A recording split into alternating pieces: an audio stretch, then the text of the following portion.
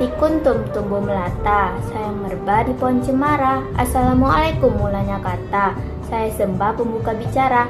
Assalamualaikum warahmatullahi wabarakatuh.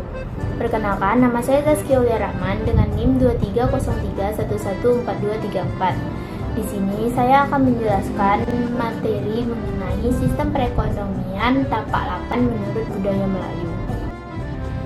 Yang pertama yaitu pengertian tapak 8. Tapak 8 adalah konsep ekonomi tradisional untuk menyebutkan beberapa jenis pekerjaan masyarakat Melayu. Hal ini berkaitan dengan kebiasaan orang Melayu yang tak hanya melakukan satu jenis pekerjaan. Lazimnya apabila pagi mereka berkebun, sorenya mereka akan menangkap ikan, dan ada kalanya juga selesai berkebun mereka juga akan mencari hasil hutan. Penggabungan dua atau lebih jenis pekerjaan ini merupakan kiat atau cara masyarakat Melayu berhubungan dengan alam. Sebab dengan pola itu, mereka bisa melihat hubungan dan saling ketergantungan antara manusia dengan alam, serta hubungan antara flora dan fauna dengan hutan tanah. Konsep ekonomi tapak 8 membuat puak Melayu tradisional jarang jatuh miskin dan kelaparan. Mereka selalu punya cadangan yang memadai dari beberapa jenis pekerjaan. Namun saat ini, setelah lingkungan hidup berupa tanah ulayat mereka diintervensi dengan kekuasaan yang curang dan pemilik modal yang serakah, mereka terdesak dan saat ini pun kebanyakan dari masyarakat Melayu bersandar dari satu jenis pekerjaan saja. 8 mata pencaharian ini juga memperlihatkan betapa Melayu di Riau mempunyai khazanah budaya yang panjang. Bidang pekerjaan dalam lingkup tapak 8 adalah berladang, berternak, menangkap ikan, beniro, mengambil hasil hutan atau hasil laut, berkebun, bertukang, dan berniaga.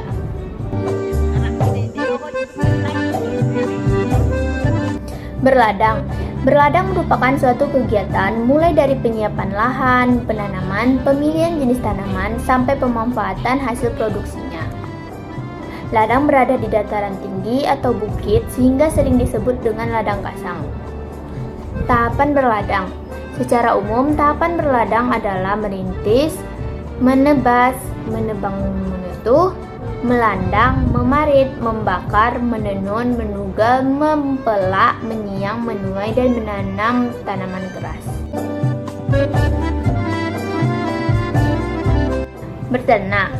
Berternak adalah salah satu mata pencaharian pokok masyarakat Melayu, yaitu dengan kegiatan pengembangbiakan atau membudidayakan berbagai macam hewan ternak, baik berupa mamalia, unggas, ataupun lainnya untuk mendapatkan manfaat dan hasilnya. Dalam budaya Melayu, orang yang memiliki ternak disebut dengan induk semang, sedangkan orang yang memelihara ternak disebut dengan anak semang. Ternak yang diserahkan induk semang kepada anak semang disebut juga dengan pokok, sedangkan anak keturunan dari pokok disebut dengan tanjung.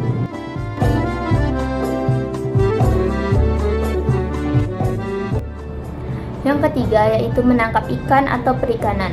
Menangkap ikan termasuk mata pencaharian dalam sistem ekonomi tapak 8 menurut budaya Melayu. Salah satu alat tradisional penangkap ikan yang umum dikenakan masyarakat Melayu adalah luka. Seperti yang dapat dilihat di gambar, luka adalah alat perangkap ikan tradisional yang berbentuk kerucut panjang dengan beragam ukuran diameternya. Alat tersebut dibuat dari rakitan bambu atau rotan. Alat ini juga dilengkapi dengan lubang supaya ikan dapat masuk dan terjebak di dalamnya. Cara memasang alat ini yaitu dengan meletakkannya di antara sela-sela batu yang ada di batang air sungai. Dipasang pada sore hari dan kemudian bisa diangkat untuk esok harinya.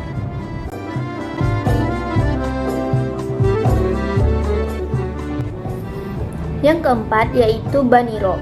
Baniro adalah kegiatan mata pencaharian masyarakat Melayu yang begitu erat dengan alam. Mata pencaharian ini juga berkaitan erat hubungannya dengan pohon enau.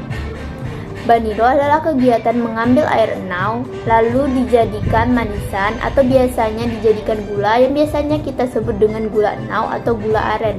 Berdasarkan hasil penelitian, gula aren atau gula enau bisa dijadikan sebagai pemanis yang lebih sehat dibandingkan jenis gula lainnya seperti gula pasir. Hal itu bisa diperoleh berkat kandungan nutrisinya yang lebih baik daripada jenis gula lainnya.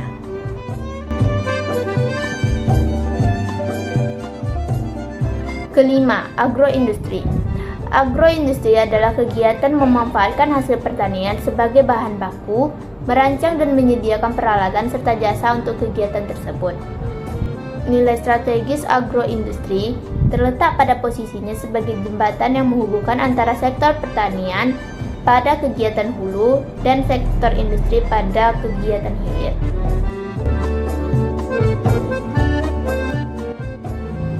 6. Berkebun. Berkebun tanaman keras atau tanaman tahunan ini mendukung jenis banyak pekerjaan seperti berkebun kelapa, berkebun kopi, berkebun cengkeh, berkebun merica, berkebun durian, dan banyak lainnya. Seperti yang dikatakan di awal, masyarakat Melayu sangat bergantung pada alam atau lingkungan sekitar. Jadi berkebun merupakan salah satu aktivitas mata pencaharian yang tergolong banyak dilakukan oleh masyarakat Melayu. Ketujuh, berniaga atau berdagang. Orang Melayu sejak dahulu terkenal sebagai saudagar. Jiwa kewirausahaannya terus dipupuk sehingga tradisi berdagang tak hilang dari masyarakat Melayu. Berniaga atau berdagang cukup khas pada aspek jual belinya. Kadang dilakukan sepekan sekali seperti yang dinisbatkan dengan istilah pekan untuk menunjukkan rentang waktu 7 hari. Bidang pekerjaan ini dapat dilakukan di pelabuhan, di pelantar, di pangkalan, ataupun di tepian mandi manakala orang berlalu lalang di sungai. Ada kalanya kegiatan ini dilakukan dengan tukar-menukar barang atau barter sesama penduduk, bahkan sesama pedagang.